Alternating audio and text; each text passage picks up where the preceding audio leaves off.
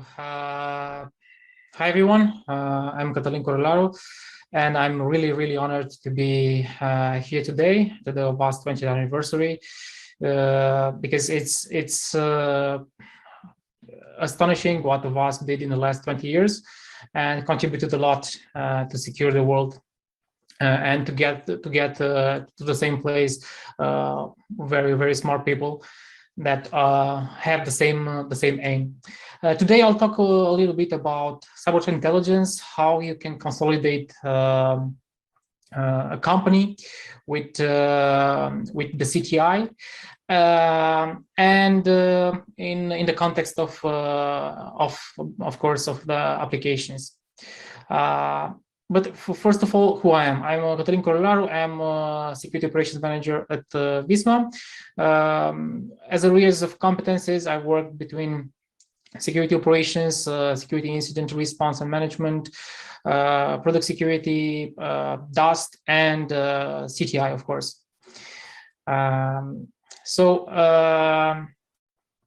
Besides that, I'm also the chapter leader of OWASP Mishora. When I try to create a community around it, the main background that I have, it's in the networking and sysadmin guy after I joined the forces in the security. So I'm also passionate about hiking, biking, and football. So cyber threat intelligence, what it is, and why should someone need it inside the company, and especially for the applications. And after that, in the second part of the talk, I'll give you a couple of insights on our vision and what we did to protect the applications and also the company. And the companies that we have in Visma. Because Visma, in a nutshell, it's a conglomerate, it's a company of companies. So we are present in more than 37 countries, 37 offices. And we have lots of companies, more than 130. We also have lots of development teams, over 5K developers, and lots of lines of code. And on top of that, we have around 30 acquisitions per year. So you can imagine the challenge. It's challenging. It's something that we are quite enjoying because it's fun in the same time. Because in order to deliver good products and security into those products, we deliver also all the areas like training and awareness, asset management, security risk management, code scanning. We are offering also software composition analysis, pen test. We have a dedicated pen test team that is doing day by day, and it's validating the applications that they do not have issues. Also, we have log management, bug bounty areas, and responsible disclosure, and of course, cyber threat intelligence. So lots of things, and the cherry on the cake, it's the gamified governance UI, web UI, which is an application, an index that provides a maturity of that application in terms of security. So it's quite a gamified approach to security. So cyber threat intelligence, what it is and why we actually need it.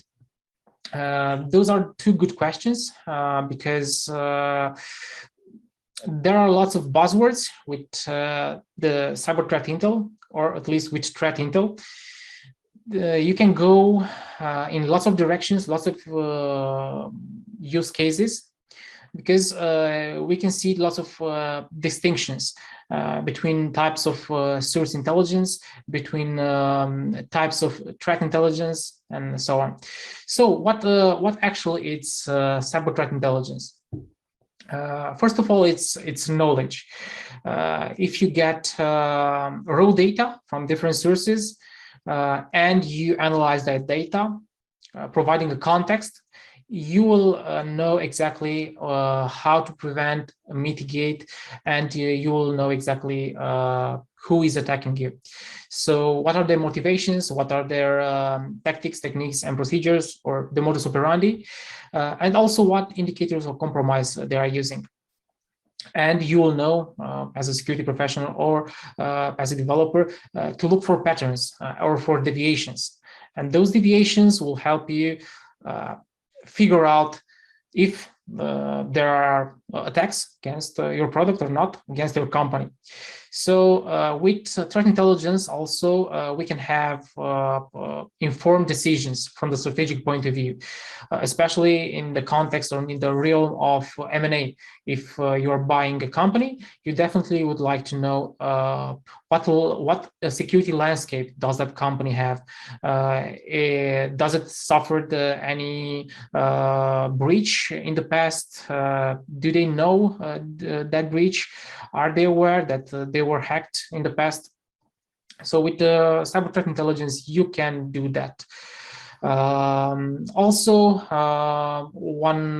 another approach is to have an action-oriented approach about existing and emerging threats. So do you think that it's a Sherlock Holmes job? Depends on the use cases and depends on what you're after. It sounds like a Hollywood, right? Tracked actors usually say that I'm in. You remember the Kaseya when they said, yes, I'm in. And it was quite a noisy week that week. So yeah, what is actually the reality? The reality is that we can see a modus operandi that is always changing. We can see that the cyber attacks are constant. It's not a matter if you will be hacked. It's a matter that when you'll be hacked. But if you'll be hacked, you need to consider to be transparent. That's what the companies need to do, to put everything on the table and be transparent and collaborate with the rest, because that's one important key in threat intelligence, to collaborate and share the findings that you have. Because in this way we can protect, and that's also what OWASP did, because everyone wanted to contribute and to collaborate in the community. One of the important pictures that I've seen, it's about how cyber threat intelligence can map different sources. So threat intelligence is used usually in different ways. And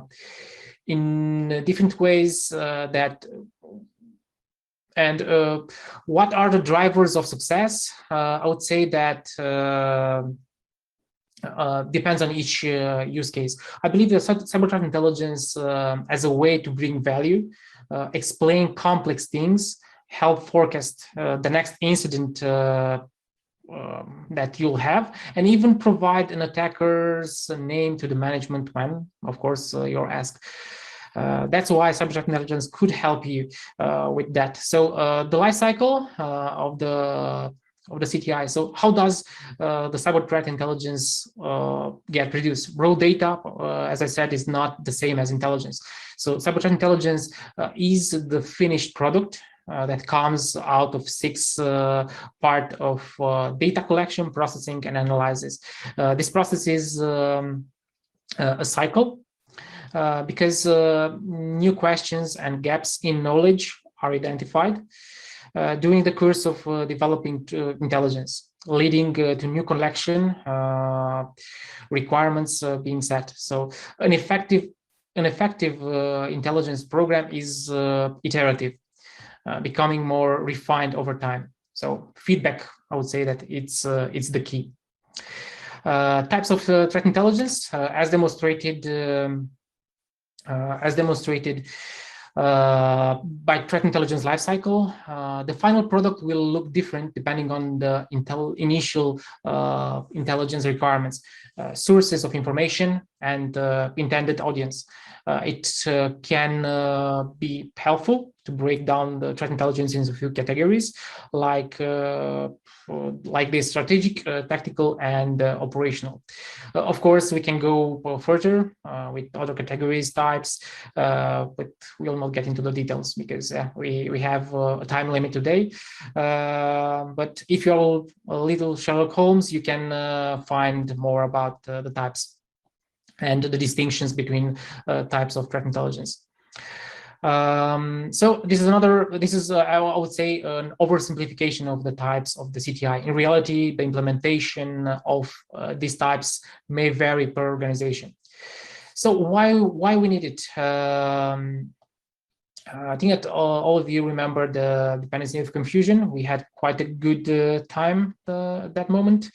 So of course, the nation states, organized crime, hacktivists are there, but that was on the SolarWinds. On dependency confusion, it was a feeling that okay, it's just maybe another write-up of bug bounty stuff. But still remember that evening, it was around 11 p.m. my time when I first read it, and of course shared the information internally on the Slack channel and on various places. And next, I didn't realize at that moment how important it was. But next day in the morning, one of my colleagues that is managing the bug bounty program took care of it and started the alarm. And in just a couple of hours, we developed a tool that checked if the components were vulnerable or not. So yeah, threat intelligence, it's a good it's a strength to have it and to share that information through the process through threat intelligence. Another case that it makes a reasoning why you need it. So Visma a couple of years ago was hacked. There is a really good walkthrough report from Recover Future detailing exactly what the APT10 did, how they did it. So it's a good walkthrough with lots of IOCs and lots of technical, but also high-level stuff that you will want to find.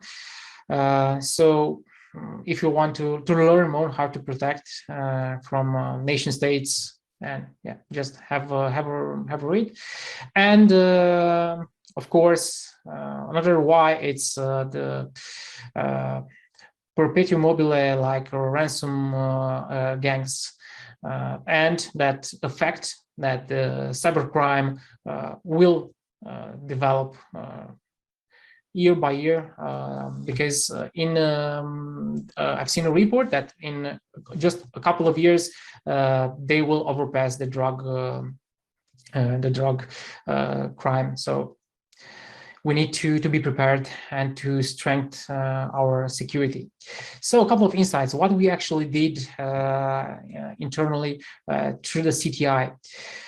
First of all, before having a CTI in place or having everything properly, we developed what we think one of the most advanced security programs, because for security, we do everything from source code analysis to bug bounty to writing police reports, and of course catching criminals, and for all of this we need actionable intelligence. So also we are very careful about the privacy, and of course transparency is a key, like I've already told you about how Visma was hacked in 2018. So we transparently told the story to the world, and Reuters reported it.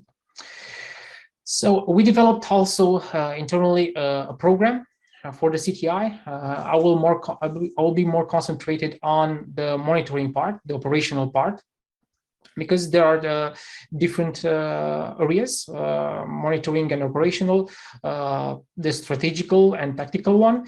On the strategical one, I want to mention shortly the reports that we are doing by on demand. And with that, also for the M&As, in case that we want to buy a company, we are doing cyber threat intelligence report against that company, and we are scraping everything to see if the company was hacked, if they had some credentials compromised, and so on. But I'll concentrate more about the operational part, where we are concentrated on payment fraud.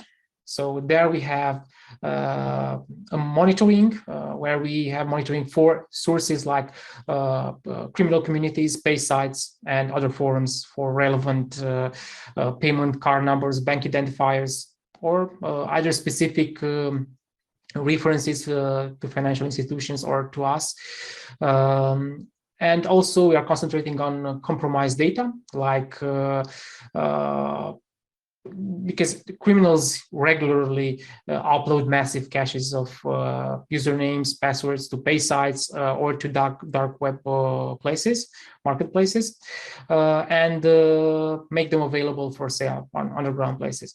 And we are monitoring these sources with threat intelligence and watch out for any leak credential, corporate data, or either proprietary code. Also, we are going into the typo squatting because we want to get real-time alerts on the newly registered phishing and typo squatting domains to prevent the cyber criminals from impersonating and defrauding unsuspecting users.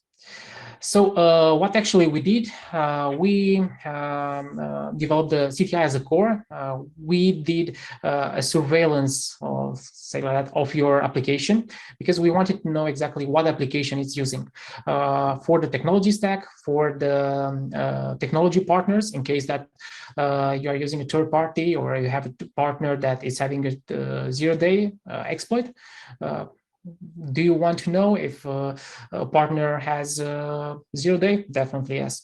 So with threat intelligence, we need to be really fast in these cases. Also, in case that someone is bragging on social media about having an exploit, or it's wanting to get your company name or reputation to not so good places, then we are monitoring that. So what actually we did, we get deeper into the application. So we started an enumeration, something like that, I would call it, because what your application contains is the main question. So your technology stack needs to be correlated with the entire environment, and to start connect the dots, basically. Because you can see here, like, we are concentrating on service infrastructure, all resources, all staging environment, all environment staging, production and acceptance, public and internal domains also. And you can have here a short snippet of the onboarding process. This is basically a couple of areas that we are concentrating, and we are having queries against it. And we are offering this as a service inside the company, because, as I said, we are a company of companies, and we are serving lots of companies inside the Visma. And all of these companies could onboard to our services. It's voluntary, but if they enumerate also the social media technology stack infrastructure good enough, we will be able to scrap enough information. So the logic behind it, we've set queries either into our own tools or on a platform. We had a partnership with Recovery Future. So basically, we are into our own SIM tools for monitoring, especially for the typo squatting. We are monitoring the potential domains that will have some payloads from phishing kits there. So we are monitoring with different own tools, but also we are monitoring with more structured platform like recovery future.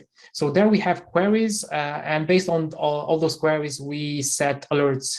So we configure the alerts based on the queries, and all of this goes to the middle tier, which is Ops Genie, and after that, everything comes to the Slack, where the first triage of alerts it's already happening.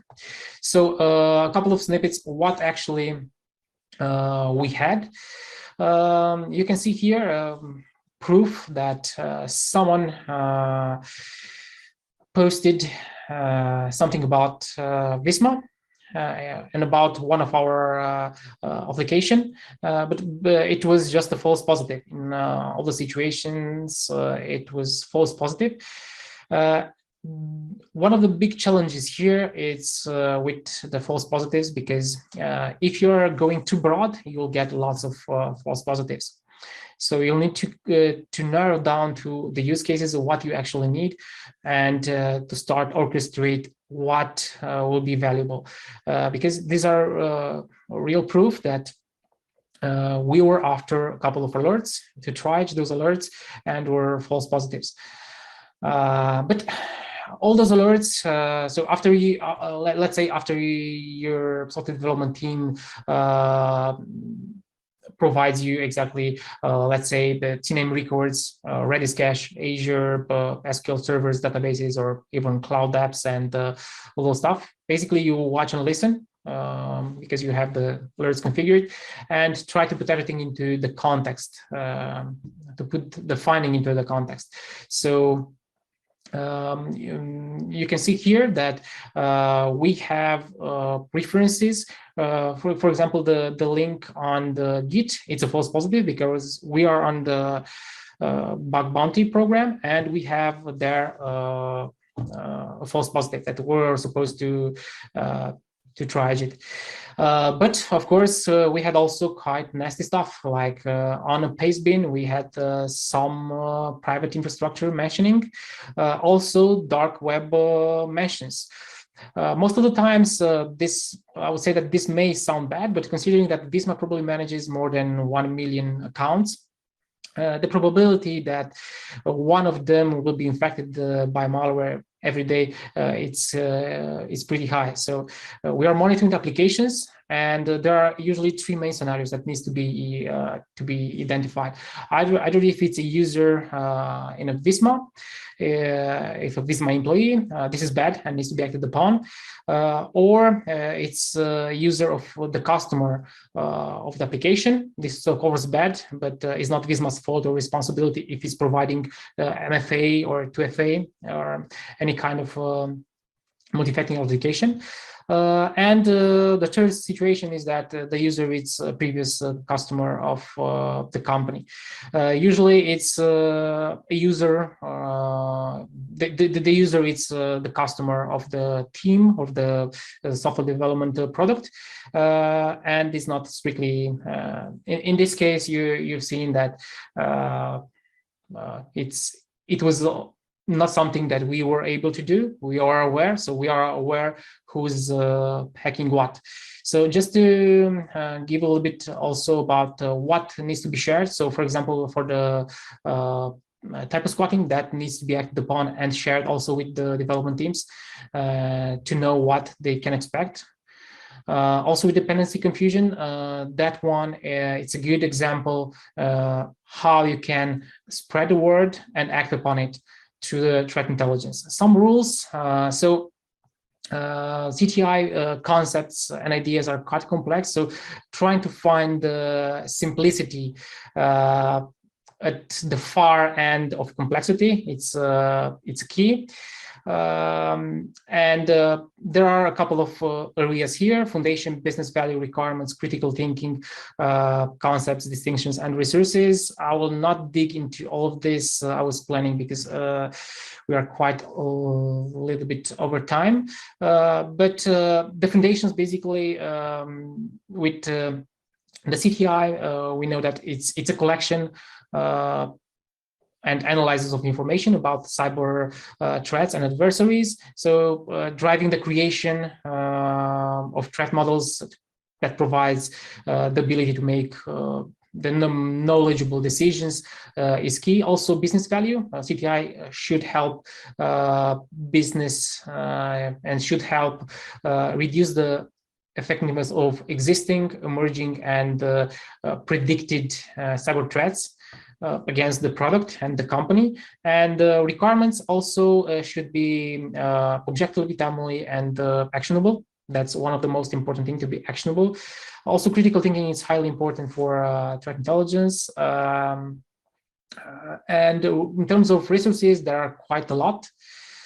And to summarize, so we have seen threat intelligence is surrounded by myths and by buzzwords, but it's important to find our path between these wrong ideas. A threat intelligence provider delivers intelligence that you can consume by different profiles with different expectations. These expectations are supposed to solve various use cases. The last but not the least, yes, threat intelligence can be a driver for cybersecurity return of investment if the structure cost is measured as part of the equation. So the learning path is quite fun, because I would see this as an opportunity also in the application world, because CTI is lacking at this moment a methodology. It's more like dust in the early beginning, and I think that that's a proper comparison. And in different companies, the threat intelligence is it's shared but hardly used, and from time to time is also too biased. And also the attribution is difficult, but it's one of the most promising concepts. And although the cyber threat intelligence is fairly new, it isn't all different from the traditional intelligence analysis. So we shouldn't forget the lessons learned from the intelligence community, as they have a lot to teach us, and we don't need to reinvent the wheel. So thank you very much. And if you have questions, I'm available on the Slack after the talk.